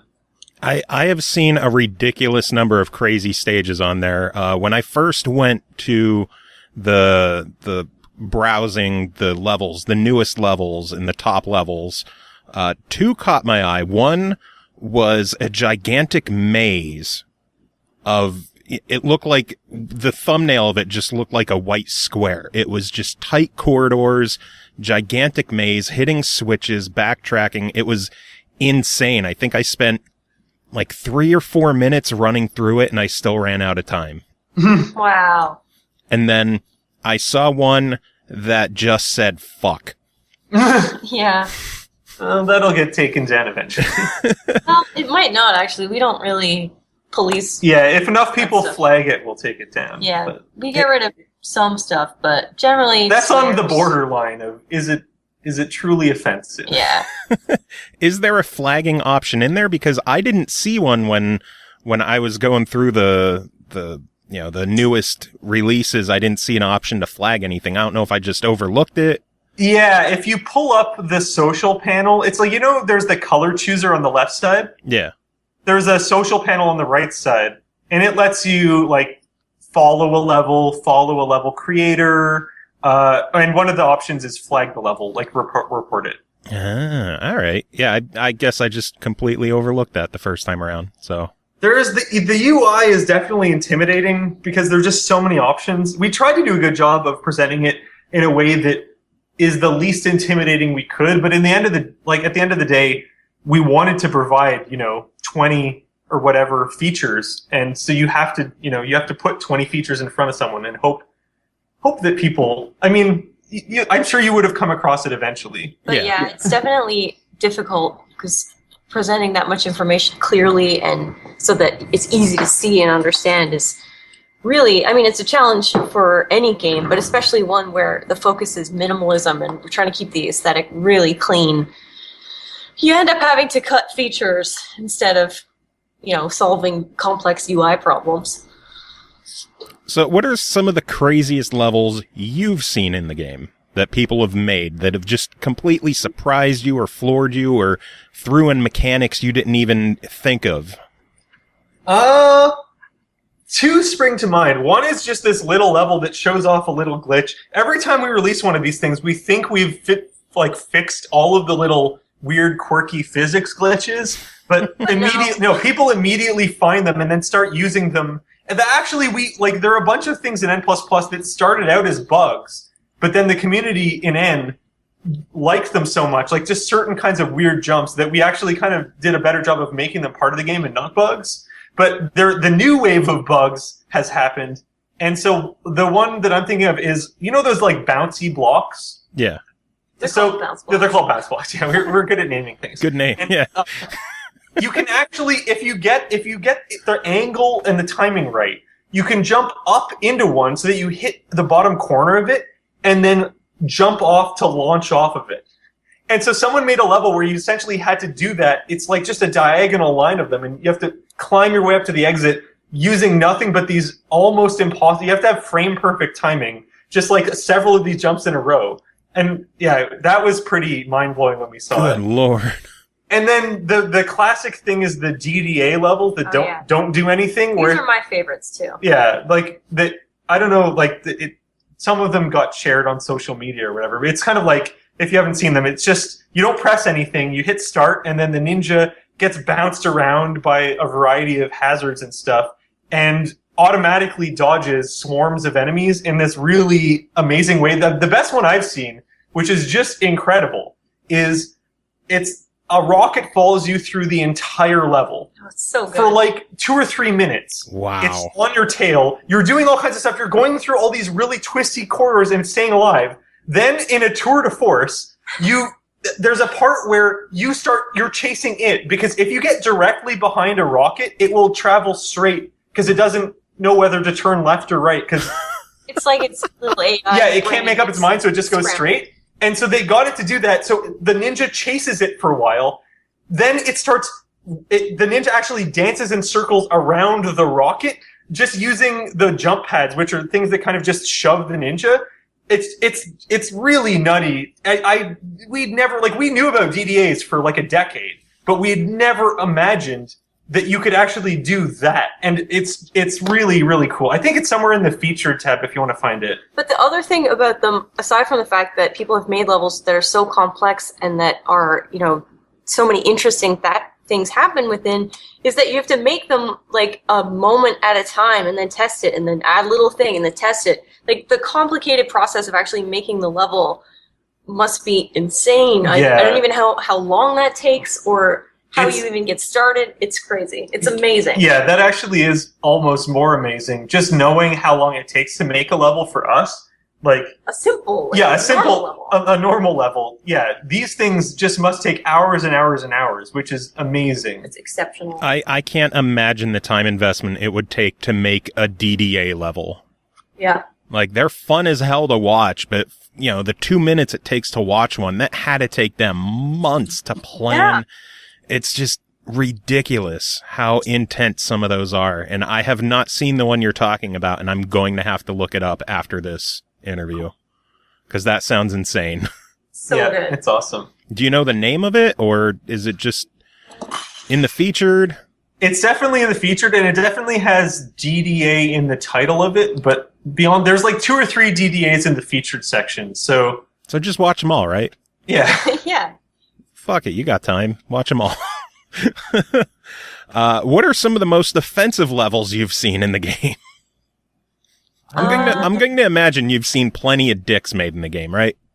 Actually, our community is surprisingly great for that. Like, there's always 1 or 2 people, but I don't really remember. I don't actually know if we've seen a dick in N++. We definitely made one when we were testing the flagging and stuff. But that makes me so happy to hear. Yeah, I don't think I've seen one in the wild, which is really nice. Yeah, we have N version 2 has a lot more of them, I think. But N++, yeah, it's been pretty okay so far. There's definitely like swearing in some of the level names, or some of the tiles definitely spell out rude words, but Yeah, we're all right with that. That's just, those are the emotions you go through when you play this game. So you have to be able to let that out. It's natural. I don't know if I'm proud of the community for not making any dick levels, or if I'm disappointed in them for not making any dick levels. Well, hopefully it will get more popular, because I think the more people playing it, the likelier it is that there will be more dick levels. Yeah, so, statistically. Yeah. It'll happen. I believe in it. And the fact that you guys already made one yourselves, I'm so happy to hear that you made one in testing. Well, it seemed like the classic thing of we had to test banning a level. Yeah, true. I mean, this show taught me the TTP acronym for developers, so I'm just thrilled every time I get to ask about the TTP of a level. What's the time to penis for your game? Oh, see, we did not know time that. to create. Yeah. I think Mike Micah of iDarb is the one who told us that acronym, and that they were like, yeah, what's the TTP on your level? Oh, it was like two weeks and we had someone make dicks in iDarb. I'm like, wow, that's pretty good. So I prefer TTT, time to tears. Just sadness that people are using your game to make dicks. Oh, no, I just meant more like when you hit a level you can't beat. Oh, that's even better. Hey, it works both ways, right? Yeah. So this is a question I don't normally ask on this show because I like to think that we're more casual than this, but one of my listeners wanted me to ask the question I have always vowed never to ask. what games were your inspiration in creating N++? Oh, wow. You vowed never to ask that That's one. weird.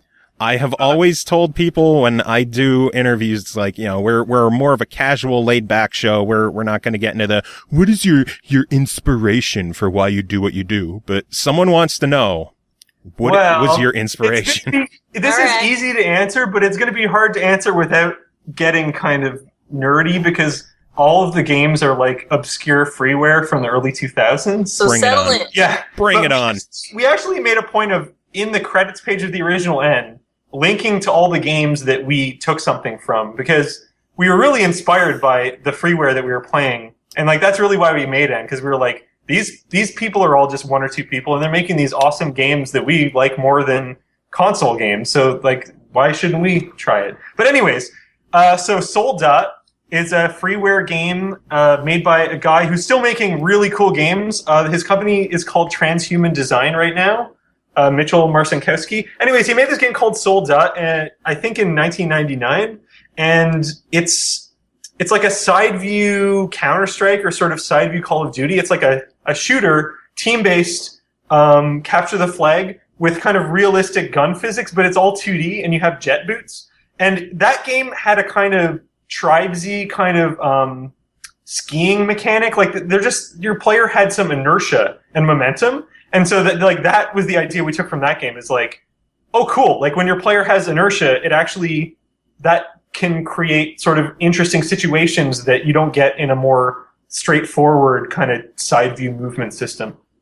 The next inspiration was Super Bubble Blob, which is a click and play game made by K&P Master. And it's like a one screen puzzle platformer, but it's way more puzzly. And the main thing about that game is that you're a little blob and you can slide down walls and also jump up walls. So like, the way that wall sliding and wall jumping works in N definitely feels very different than Super Bubble Blob, but that was the game that gave us the idea that it could be cool to add that kind of stuff in a platformer.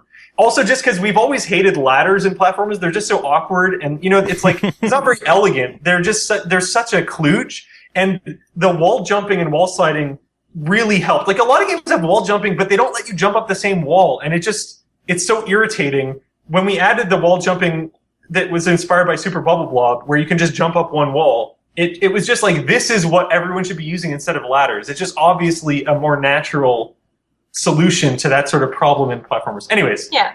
the third one is Fujiwara no Boken, which is, sorry, let's have Merjak. No. Okay, anyways.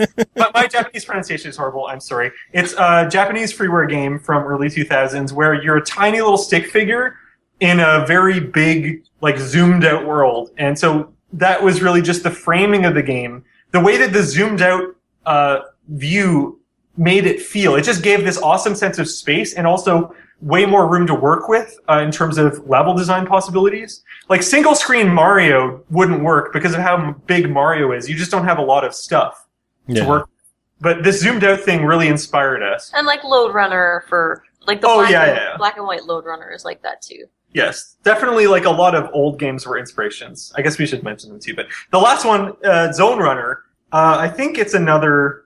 Actually, I think it's Game Maker. I'm not sure. Yeah. But anyways, it was this cool game. It was because it's this very simple platformer where all you do is run around and collect gold coins.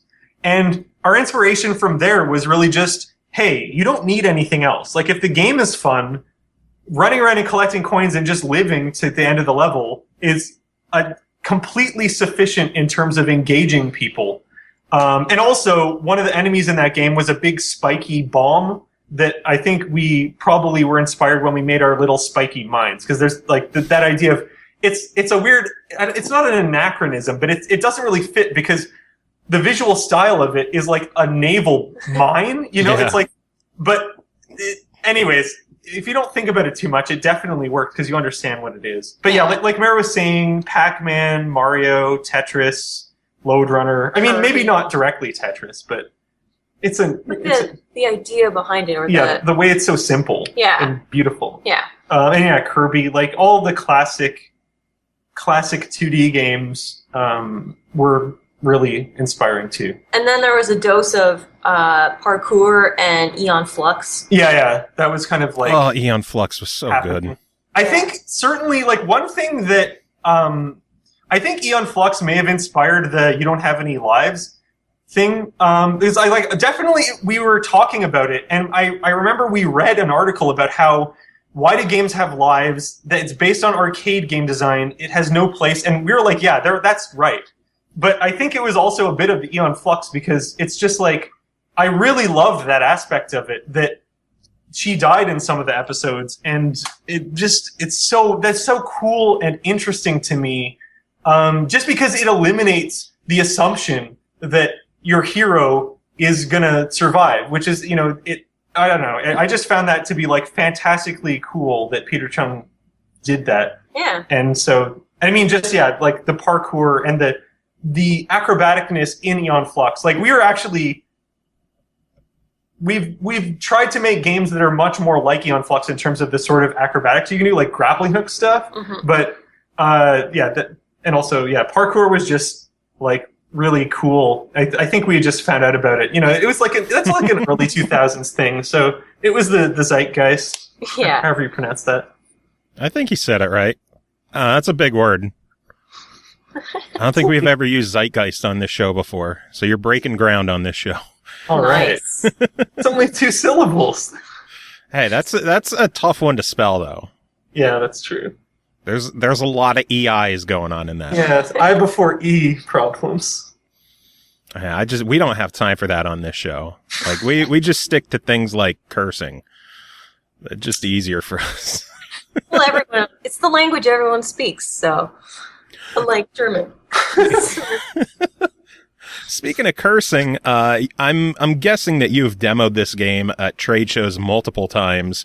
What are some of the most inventive curses that you've heard people say in regards to dying in your game? Ooh, boy, yeah.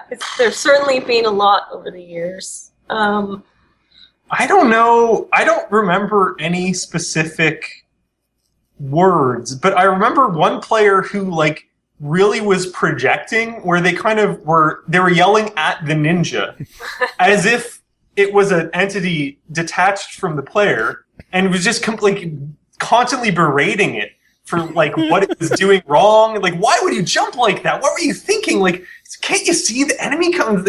I thought that was pretty fun. Yeah. That's one that sticks out for me.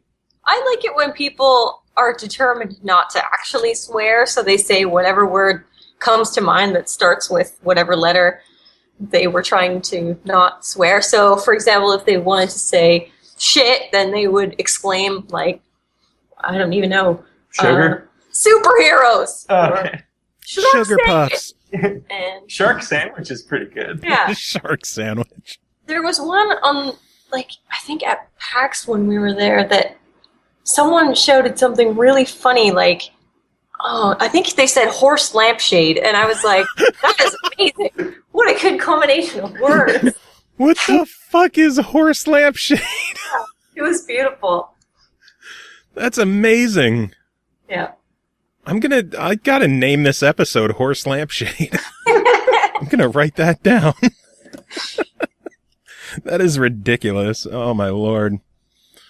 Oh, man. So what games are you guys playing? When you're not developing your levels or polishing your levels or, not coding online, what games are you playing in your spare time? Well, let's see. I mean, right now I'm playing Alone With You, which is a game made by Ben Rivers, who's another Toronto developer. It just came out for PS4 and Vita. But I'm also playing Attack of the Friday Monsters, which is by Level 5 on 3DS, because I haven't played that before, and I like Level 5's games generally, so I thought I would check it out. But I only just started that one, so. But we play a lot of things. Like, we try to keep up with what's going on in the game industry. We definitely haven't kept up with AAA very well, but... There's only so much time. Yeah, and also we don't really enjoy that kind of thing so much. But like Hyper Light Drifter is like, I can't even remember the last time I liked a game this much, since Spelunky. It's just so, I just love everything about it is so, you can just tell that people who knew what they were doing and cared made it, which I think is really rare in indie games, unfortunately, because it's hard. It's hard to get, it's hard to have those two things, experience and passion. But yeah. Anyways, Hyperlight Drifter is amazing. Imbroglio on iOS is totally fantastic. Michael Bro, who he made 868 Hack, and he's sort of he's just really great at I did this whole I was gonna say he's a genius, but I feel like he's actually made a bunch of posts about how he's not a genius. He's just he's definitely very smart, but it's that he works really hard and he thinks he's very thoughtful. And so I think it does kind of undercut the effort that people put in to just be like, oh, he's a genius or whatever. But yeah, anyways, Imbroglio is amazing on iOS. It's like the most minimal kind of actual roguelike experience, not what people call roguelike these days, that is just sort of, it's like roguelike, but actually a roguelike sort of distilled into this pure minimal form. It's like so many smart ideas. The whole thing. And he's written this series of blog posts going through the design of the game and all of the things he considered. That, again, it's just great. It's really great. I'll have to look that one up. You said Imbroglio? Imbroglio. I will have to look that one up for sure. Yeah. Wait, 868 Hack is also, it's maybe a bit more accessible, but it's the same general, they're very different games, but it's the same kind of, it's sort of like he's a musician that has, has a voice. So you can tell that they're made by the same person, even though they both are very different in pretty much every way. Which I think is, I even think that is just super cool. Oh, yeah. It's very rare in games for you to really feel someone's voice that way, I don't know. But other than Hyperlight Drifter and Broglio, we haven't had a lot of time. We got Siren, the new Siren the Wanderer, but we haven't put a lot of time into it yet. Dark Souls 3 I am not shocked to hear Dark Souls mentioned. Yeah. Haven't beaten the last boss, and we never finished Dark Souls 1. We made it just past Ornstein and Smaug, or however you pronounce that, and it's just those giant archers were such bullshit that it just kind of soured. It soured things, and we kind of took some time off, and then, it's that was the third time we'd restarted Dark Souls, because it's every time you stop playing for a month or two, you're like, what the hell was I doing? I don't know, at least we beat Demon Souls a lot. That was really, I think it was we had a lot more free time when Demon Souls came out than these days. Yeah. So I gotta know, because pretty much every developer we talk to mentions Dark Souls as games that they're playing. What is the allure with Dark Souls as a game developer? I think it's seeing someone do something that's so outside the mainstream at a mainstream scale. It's so, now it's not. Now they know it works, so they're just, trying to make more product. But I think that it still has that thing. I don't know why no one else is doing it. They definitely, I know they have decades of experience because they made Kingsfield or whatever before Demon's Souls, but I think it's just the boldness, it was pretty different when it came out. Yeah, it's just so, you have to respect, it's amazing, a big studio. It's easy for indies to be bold because the cost, the relative cost is maybe even higher, but it's just when you have a team of, dozens of people, that your monthly burn rate is not insignificant. And so being able to take the time that I'm sure they had to spend to iterate on everything to the point where it all worked and clicked is just it's something that so few big developers do, because they know that they can put in half the effort and get 90% of the sales or whatever. So they just don't care. But it was awesome to see something that clearly was a work of, it was just like an indie game. It was made for a reason by people that believed in what they were doing, which I just, it's hard not to respond to that. But also just the way that it harkened back to old games, where it's this is the game system, and you're on your own. It's you have to learn, you have to figure out how to deal with stuff. We're not going to tell you what to do, which I think is just it's something that games have lost. Again, indies are bringing it back, but it's something, that's a core part of being human is like being curious and wanting to play. And when you're like looking at them, like I remember Mary was playing a Zelda game a year or two ago and just gave up because every time she found a 5 rupee, it would be like, you got 5 rupees. And it's just like, I don't want to, like, it's literally half your time is spent waiting for some animation to finish. Are you even playing a game? Like, what activity are you engaged in? I don't know. It's just, anyways, Dark Souls is just like a breath of fresh air, really. But also, it's a really enjoyable game. It's like, I think it's the same thing that draws people to N, in that the more you play it, the better it gets, which unlocks more content, which is more challenging, and then you keep getting better. It's the idea, like, you can feel yourself getting better, and you know when you progress, it's not because there was a microtransaction where you upgraded something by paying money. It's just your brain, the human, leveled up. And we just find that really satisfying in games. Yeah, it's like, that's the real magic of games, yeah. I think, that is just totally lost. Like, I don't know. Yeah. I like that you mentioned how the Zelda games just seem to be getting crappier with, hour-long tutorials, and, every chest you open needs to have a long, drawn-out sequence and a slow-scrolling text box. It's like, you found a map. Or even like, if by the 90th key I've collected, I'm not aware that keys open doors. Yeah, no shit. So it's just, it's weird. But actually, I kind of like that Nintendo have done that, because it let Hyperlight Drifter be such a revelation. Because it's like, I mean, I don't actually know. I haven't actually read anything about the development of the game. But when I was playing, I was like, it's like someone looked at the original Zelda and said, what if Nintendo hadn't forgotten how amazing this design was? Like, how amazing it is to plop someone down in a world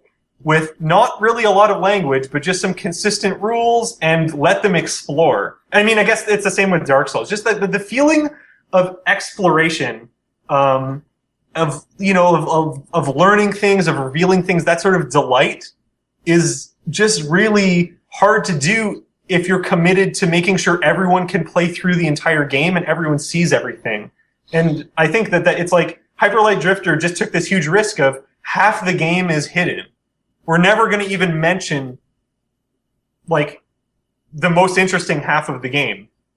Because if we do, it completely ruins it. And I don't know, it's super cool to see people making kind of bold design decisions like that. Well, if anyone in our audience is interested in hearing more about Hyper Light Drifter, feel free to check out episode number 208 of the SML podcast. Oh, cool. Where Alex Preston of Heart Machine joined us to talk about the game. Yes, I will absolutely be checking that out. See, you're in good company coming on a show that Hyper Light Drifter was featured on. Yeah. Good company. It's good. I think it's just that so often, like, there have been, like, when I saw that game, I completely dismissed it out of hand until I played it a few weeks ago. Because it just seemed like every other big, it's so hyped because it looks so nice, right? It's like, it looks so nice. And there's so many games where it's like, there's all this hype generated from, the look of it, or, something sort of marketing-y, and they never have any substance to them. They never have any thought put into the design. Like, the core of the game is just kind of this sterile, lifeless husk that they've added all kinds of wonderful audio-visual stimulus onto, but in the end, it's kind of like, I'll listen to a cool album and check out some cool visual artists. I want to play a game. I want to play something that someone... Anyways, I enough of that rant, but just, yes. It's not specific to Hyper Light Drifter. There are plenty of amazing indie games. It's just that's the most recent one, and it's just, like, oh god, it's great. It's just great to know that it's like Spelunky. It's like just the fact. It's proof that you can go back to like the early 90s before 3D happened and stuff got really gross commercially, and just you can take those ideas and keep following them, and they're just the tips of icebergs that no one has yet to uncover. And I don't know. It's just really heartening for us, because that's what we're interested in. Really, is like game design, pure game design. Oh, I hear you. If you're looking for another good Zelda-style game, One of the games I've been putting a lot of time into lately is called Stories of Betham Full Moon. We're going to be, depending on when this episode goes up, I think we already reviewed it, or I'm reviewing it earlier in this show. I don't know. Okay. That's the fun of recording stuff out of order. Yeah. But it feels like an old Super Nintendo Zelda game. Just a big, beautiful, bright, open world, top-down perspective, and it doesn't hold your hand at all. Awesome. Cool. Yeah, no, we hadn't heard of that at all. Sounds great. It came out in December on Steam, and then it's coming out this week on Xbox One, and I think I've already put like over 10 hours into it, and I'm like 40% through the game. So it's big. There's a lot to do, and I'm having a blast with it. So if you enjoy the classic Zelda games, feel free to check that one out too. Cool. Yeah, good stuff. Good stuff. A lot of good games coming out, Yeah. Yeah. including N++. Thanks. See, bringing it full circle back to N++. So what are the plans for Metanet from here on? Is it just focus on the Steam version of the game? Focus on getting new levels out there? Yeah. Well, yeah, I mean, we have a couple of updates planned for the Steam version, and yeah, we're going to figure out how to deliver the levels and when and all that stuff. there's other new content. Yeah, there's a whole bunch of other new things that we would really like to add also. So that'll be coming, which is exciting. Then we have a bunch of prototypes that we're working on, and like a couple new things that we want to start once the bugs are kind of fixed and some of the updates are rolled out. But we don't have any like really solid. Like really, we kind of need to take a bit of a break because it's just working on N++ for like now it's 4 years. Has been pretty tiring. Yeah, so I think we're excited about just kind of getting back to doing small experiments and playing around with small ideas and just seeing how they come together, or maybe they won't. Who knows? But we're excited to not really have a big project planned so that we have that freedom. So I'm guessing N+++ is not in the future.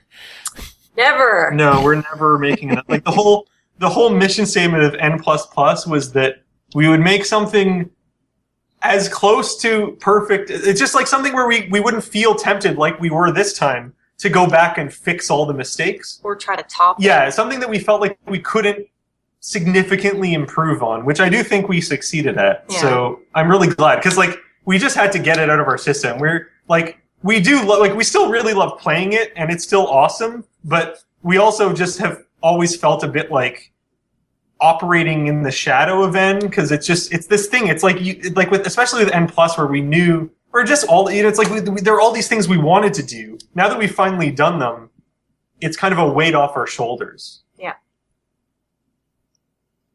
I'll keep my fingers crossed that N++ comes to Xbox, though. I'm hoping that you don't step away from the series before it comes to Xbox. No, I mean, we definitely, it's like, honestly, it's purely, if the expected sales will cover the cost of porting it, then we will do it. No question. Like, we just want to break even, because then we'll have gotten a lot more people to play the game, and a lot more people can enjoy the game. Mm-hmm. So that's really, it's just, we really just want people to play our games, because it's so awesome. So, like, and I mean, we just don't want to say for sure, because at this point we're not sure, but it's definitely on our list of things we would really like to happen. Yep. Same here. Hey, I gotta ask. We're an Xbox focused show, so I've gotta ask, and I've gotta pressure, and I've gotta beg, and cry, and do whatever I can. No worries. You'll probably understand. Oh man, it's good stuff though. I'm thrilled that you guys came on the show. It's been a great chatting with you. I know it's been an hour. I don't want to take up too much of your day. Is there anything else that you two want to talk about with the game, or with anything else? I can't think of anything.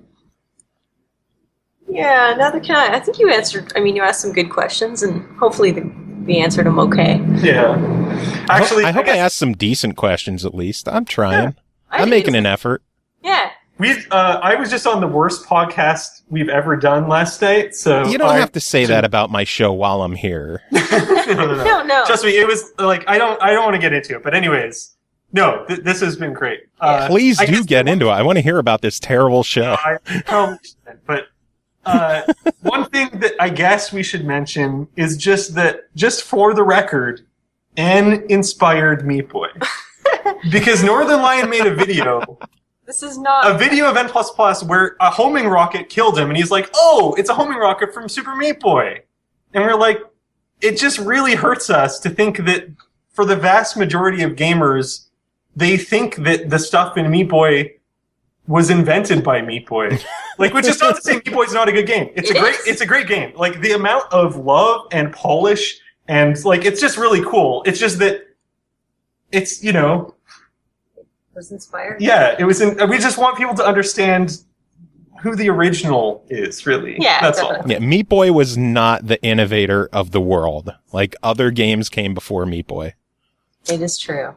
But that Danny B soundtrack in Meat Boy cannot be messed with. That soundtrack is so good. Wasn't it just messed with? Technically, yeah, but I don't like to acknowledge that other version of the game. Yes. Yeah. I got it free with PlayStation Plus, and I still won't play it because it just doesn't feel right without Danny B's music. Huh. It's just, that music, it's so iconic to the game, but... well, Danny B's a good guy. Yeah, he's a really nice guy. We've met a couple times at GDC. So what is next with Metanet? Are you guys going to be doing PAX this year? Are you guys going to be doing any shows this year? Going to MagFest in January?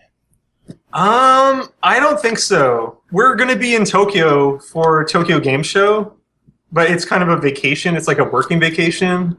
But yeah, I that's think about it. we don't have any plans. We kind of we did in 2014. We basically every month or two did another show, and we just got we're just really exhausted still from that. The thing is, it's so awesome. It's so inspiring to actually see people play this thing that you've been working on sort of in isolation. Yeah. But we really just need to rest for a bit at the moment because we definitely have just put in a lot of effort to Yeah. In hindsight, we probably should have not made 4,000 levels, and maybe 2,000 or 3,000 would have been okay. But well, we'll know for next time. yeah, I can't even imagine creating that many levels. well, It took a lot of time. it's a lifestyle.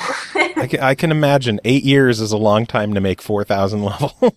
Yeah, Wow. I mean, we didn't really start making levels until 2010 to 2012. So really, it's only 4 or 6. But then there's 2 of us, so that that also lightens it. I'd say I don't think we've even spent half of our time making levels. It's just that if there's one item that is the item that has taken the largest block of time, really. Yeah. Well, thanks to level creation, you could just outsource that shit for the next game. Yeah, I mean that's a suggestion. That's actually something that a lot of fans have said. Why don't you just let us make the levels? But it's just we have a style that we feel that's our. We have, I don't know. It's just actually the main thing is that it's fun. We like making levels. It's like sketching. It's like playing on guitar. It's just this fun, creative activity. And I think that if it wasn't that way, we never would have made this many levels. Oh yeah. And that's also why we wouldn't really want to outsource it, because that's kind of the most enjoyable part for us is the creativity of level design. That's awesome that you guys just churn out so many levels. I can't imagine. Well, I wouldn't say churn really. It takes 3 to 4 hours per level. But for how many there are, I think churn is a good descriptor for the volume that there are. Thing is, the only quibble that I have with it is a lot of people seem to think that the vast number of levels means that they're lower quality, and we just whipped them off real fast. But we were pretty tedious about them and made sure that every single thing is perfectly placed and like they're really deliberate in the design. Yeah, it's definitely something that we find a bit frustrating that we struggled with is that, just like that huge number of levels, people are immediately like, there's a lot of garbage and filler. It's really, like, I'm really glad because there are a few reviews that specifically pointed out we never found a level that felt like it wasn't really paid a lot of loving attention to, so that's good, but whatever. What can you do? Yeah. All you could do is just keep putting out awesome stuff. I know in our review, I pretty much called the game a masterpiece. It is, for a platforming fan, this is like the definitive game that doesn't have the word Mario in the title. That's super cool to hear. Thank you. That was definitely what we were trying to do, and that's awesome. Mission accomplished. So, thanks. Yay. At least in my opinion. I know the game didn't perform as you wanted on PlayStation. I hope it does a lot better for you on Steam, and I hope it eventually comes to Xbox. No matter what happens, I am excited to see what Metanet does next. And if you guys need a vacation, go to MagFest in January. That's a good party instead of a convention. Awesome. So, all right. Well, thank you. We'll write that down. But thank you again for coming on and chatting with us. Do you have any final words to end this show? It's a lot of pressure. We should probably come up with something good, but... What was it? Horse Lampshade? Yeah, there we go.